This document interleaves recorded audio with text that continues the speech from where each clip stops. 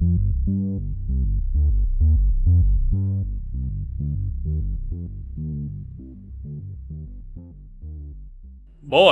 this game sure has a much different context today than it did back in 2018, huh?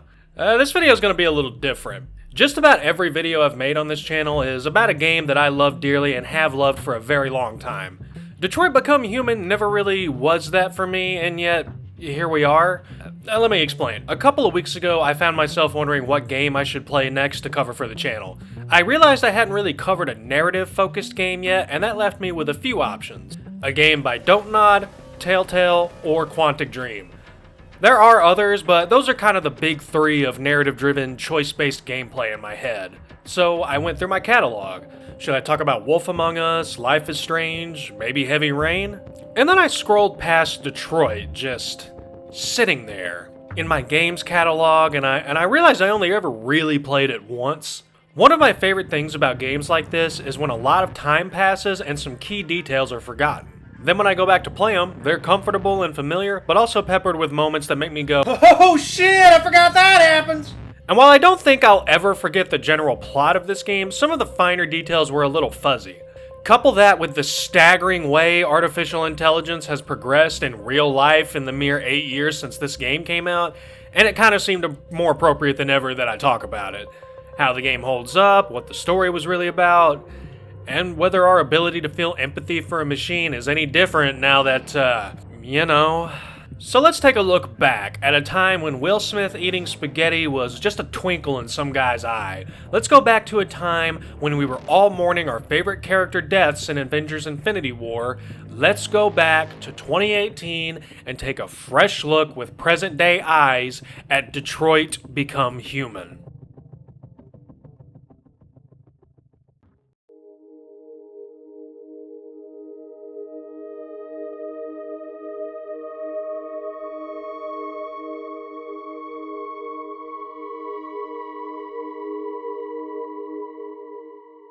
Yeah, the gameplay is mostly QTEs, I get it, whatever. Look, when you're making a game like Detroit Become Human, you're setting up an entry fee right out of the gate.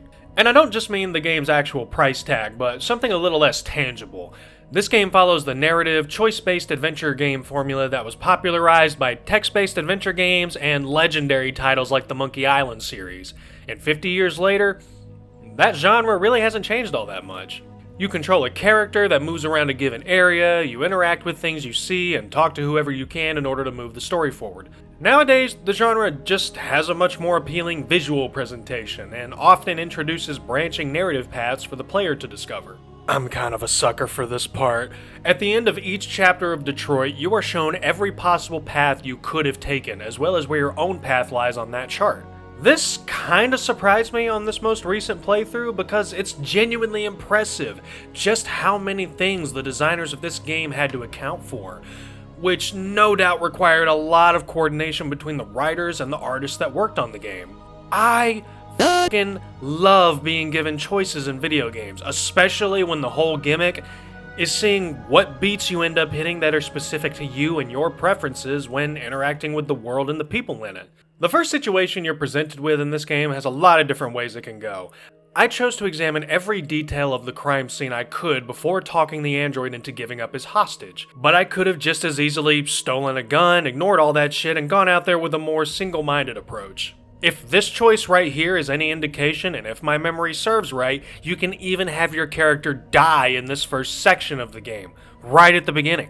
Now, a lot of people will be quick to point out that this ultimately doesn't matter all that much, right? Connor is the character with the most chances to die, I think, and that's probably because if he does bite the bullet, a replacement version of him is sent out instead. This does have consequences if you let Connor die too often, but it also means that death means a lot less to Connor than it does to the other two playable characters. And ultimately, this kind of goes for a lot of games like this. Some people just aren't sold on this gimmick because most of the time it feels like no matter what you do, you're still locked to a handful of endings where your choices mostly just change some interactions along the way. Fortunately for Detroit, it sports a total of 40 endings? Man, that sure is a lot. Wait, 85? Well, which is it? Jokes aside, these lists typically take into consideration every possible chance a character has to be taken out of the story, whether that's by actually surviving until the end credits or, Hold still, please. On your knees!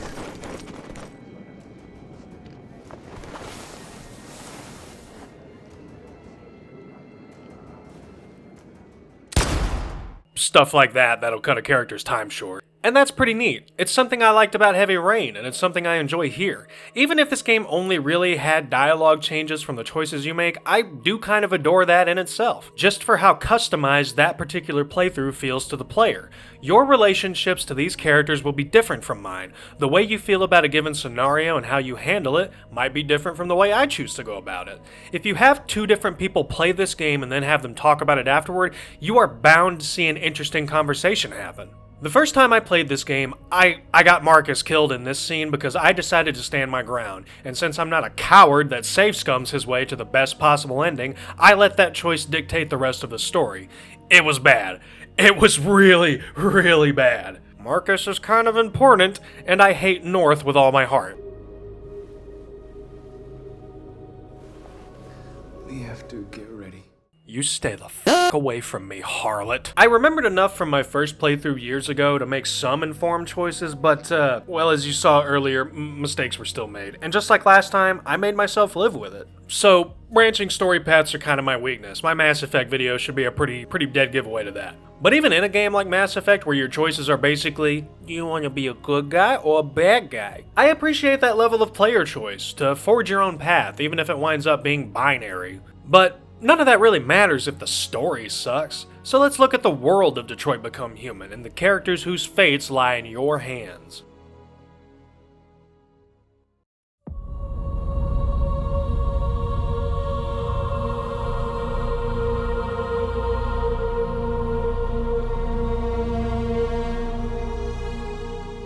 Detroit Become Human takes place in, Detroit? I'm sure there's some narrative reason for that, but I don't leave my house enough to really know. Here's Detroit. And here's Detroit after the attack. You are put in charge of 3 characters, all androids in this not-so-distant future where artificial intelligence and robotic advancements make them nearly indistinguishable from human beings. There's Connor, the android sent by CyberLife, who acts as an assistant detective for the police. Kara, a household android that exists to be a housekeeper, a childcare assistant, or whatever else a homeowner might need, who has a spark of humanity when she sees a child in an abusive home.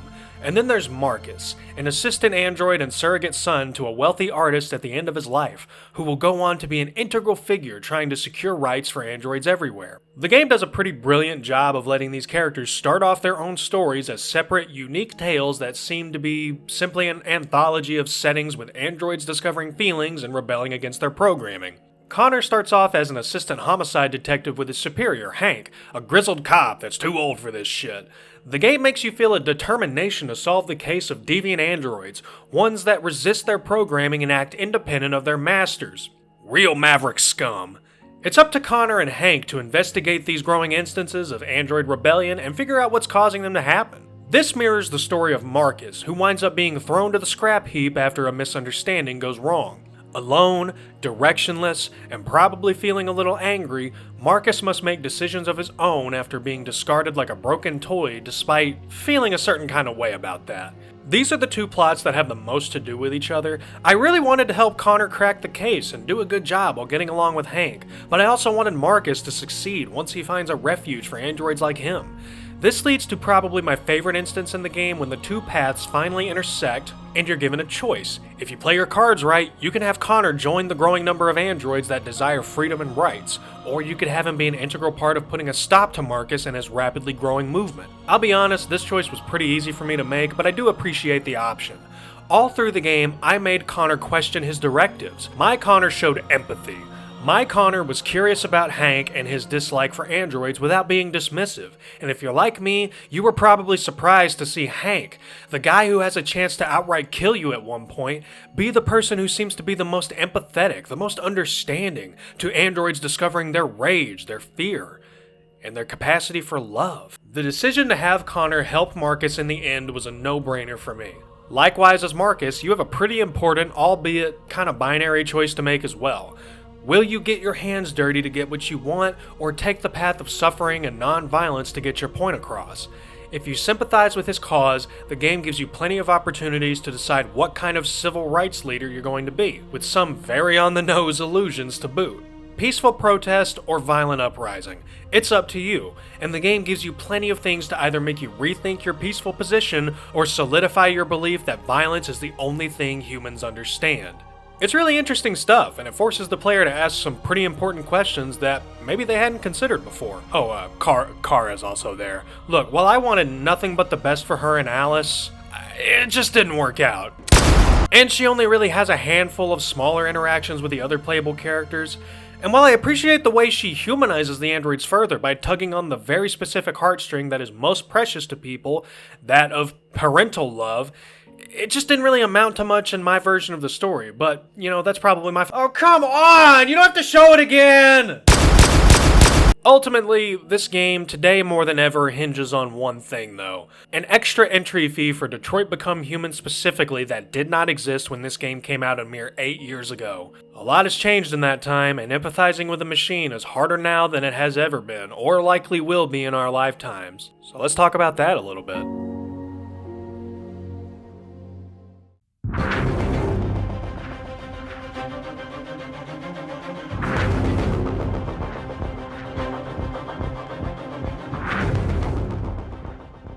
When Detroit Become Human released in 2018, probably the closest thing to artificial intelligence that gamers were familiar with was just the AI that you see in every video game dating back to when video games were invented. This AI being the one that is used to govern NPCs, code in a machine that merely accepts input and spits out designated outputs based on that in a comparatively simple manner to what we're dealing with now, because things have changed. Artificial intelligence is a huge topic of debate today because we've reached that point frighteningly fast where we have to have real conversations about whether AI creating art or replacing jobs is something that we should stand for.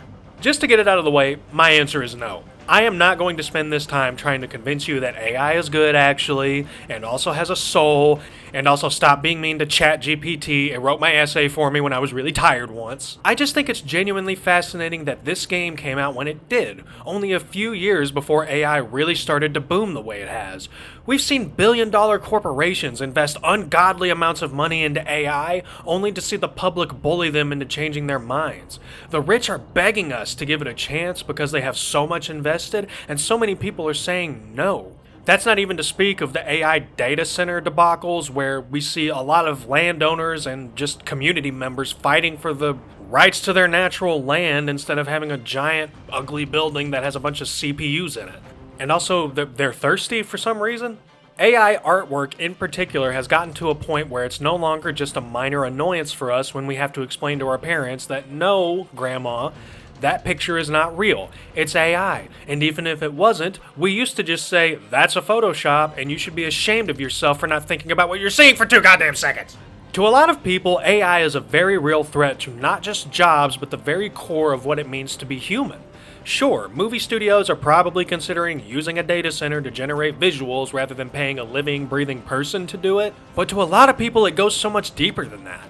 I'm likely not the first person you've heard float this idea, but if AI really seems to be more geared towards replacing jobs where creativity is a core value, rather than the manual labor jobs where breathing the wrong air can kill you, then what the f*** are we doing? Why does it seem like AI is more geared to freeing up mankind to stop creating so they can focus on labor, when it's supposed to be the other way around if it's going to exist at all? And would the world as we know it even function if those laborious jobs were focused instead? Who wins in this new technological age? Who loses? Who benefits? Who doesn't? And if AI keeps going at the rate it's going, how long until we have a Detroit situation on our hands? Are we even capable of making a true artificial intelligence? And would it even really look like this game, or something a lot less palatable? I don't have an answer to these questions. I'm just a pig in a costume hoodie talking about video games, but these were not questions that were on anyone's mind back in 2018. Playing Detroit Become Human today feels just a little more, I don't know, yucky than it used to 8 years ago. I kind of felt gross kinda, a little bit, empathizing with these androids, even though the video game was crafted without question by real human hands, from the visuals to the music, the voice acting, and the writing. If nothing else, playing this game in 2026 has me asking some different questions than I was back in 2018. Question that seems silly or far, far away back then.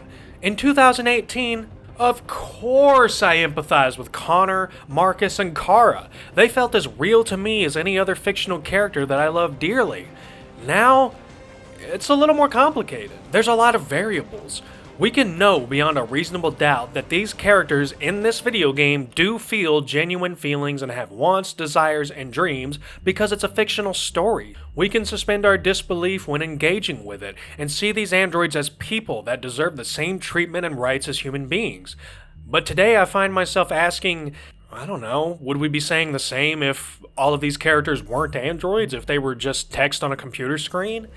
Is it just because they wear our face?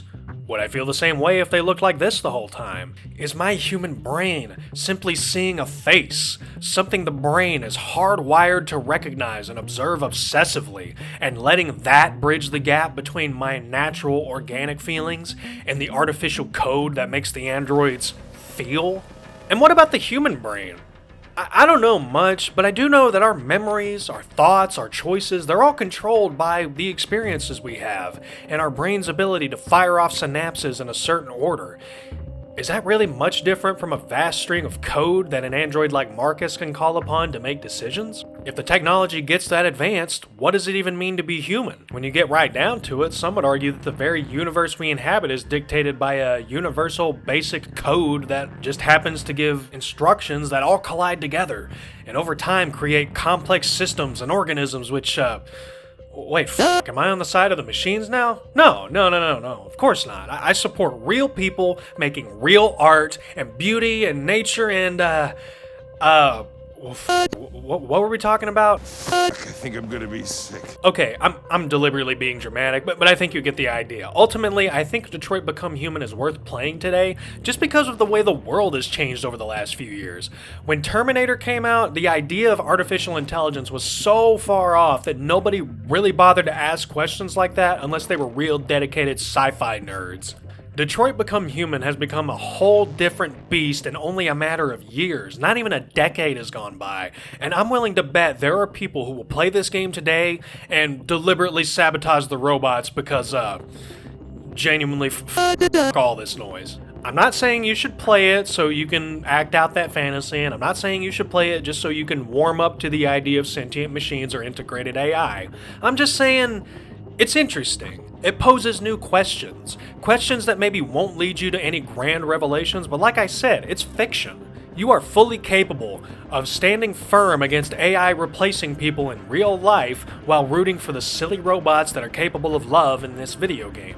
You don't have to go back very far in human history to see mankind's distaste for machines replacing jobs. Just ask Charlie Bucket. But I do think they are thought-provoking questions that reinvigorate my interest in this game. And if it's been a while since you've played it, or if you've just never experienced it for yourself at all, I think it's very much worth your time. At the end of the day, this game is still a beautiful-looking, well-acted, star-studded story about subjugation, empathy, and revolution. It's got so many branching paths that your story is bound to be different from the ones your friends experienced, and debating the right choices, gasping at the mistakes, and simply experiencing the story together is all part of the fun. Detroit Become Human may have aged very differently depending on who you are as a person, but the fact that it has only grown more polarizing over the years, in ways I'm sure the developers never fully imagined, is something I think is really unique. I am delighted to encourage you now to either replay this game or experience it for the first time, and decide for yourself what it really means to become human.